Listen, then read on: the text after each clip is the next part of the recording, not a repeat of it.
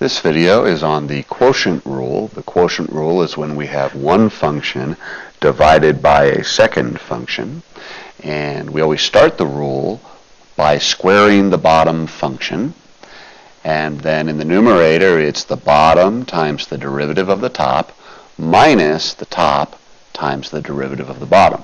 It's important to square the bottom first because the biggest mistake students make is either they forget to square the bottom or they do the top backwards. Let's do an example. In example 1 we have dy dx is equal to, and the first thing we're going to do is square the bottom, 2x plus 1 squared. Then it's the bottom function multiplied by the derivative of the top, which would be 5, minus the top function, 5x minus 3, times the derivative of the bottom function, which would be 2. We can clean this up a little bit. If we go ahead and distribute the 5, we're going to get 10x plus 5. If we distribute the 2 along with the negative, we're going to get a negative 10x plus 6 over 2x plus 1 squared is dy dx. Let's move this up so we have a little more room. So clearly the 10x's can cancel, and dy dx is equal to 11 over 2x plus 1 squared. Let's do another one.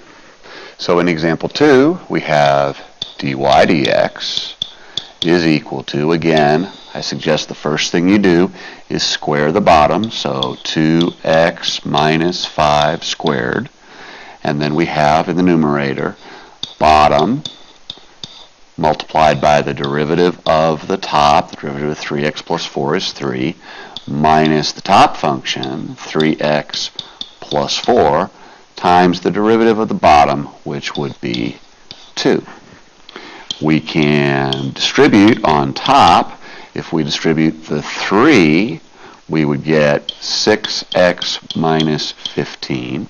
If we distribute the 2 along with the negative, we would get a negative 6x minus 8 all over 2x minus 5 squared.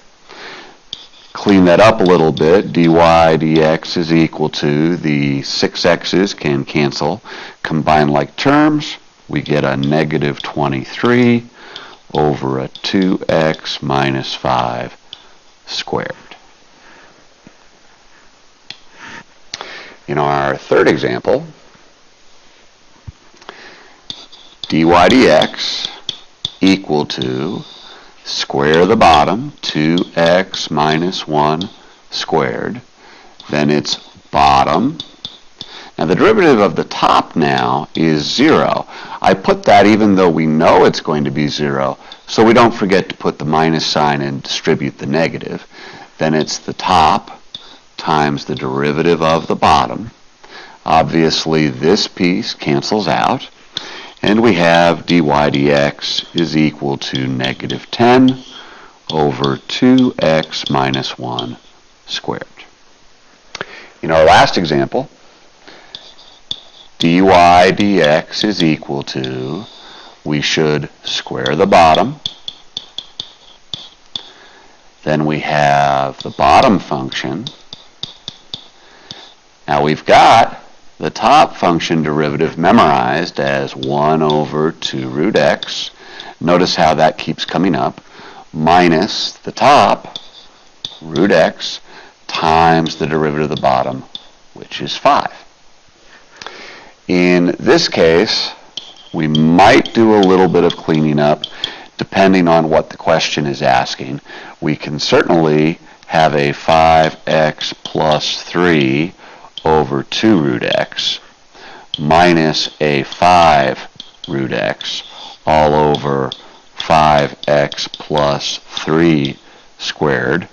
There might be some value in making a common denominator on top, Generally, though, if we're going to find a slope and we're just going to plug in a number, then we could leave it as this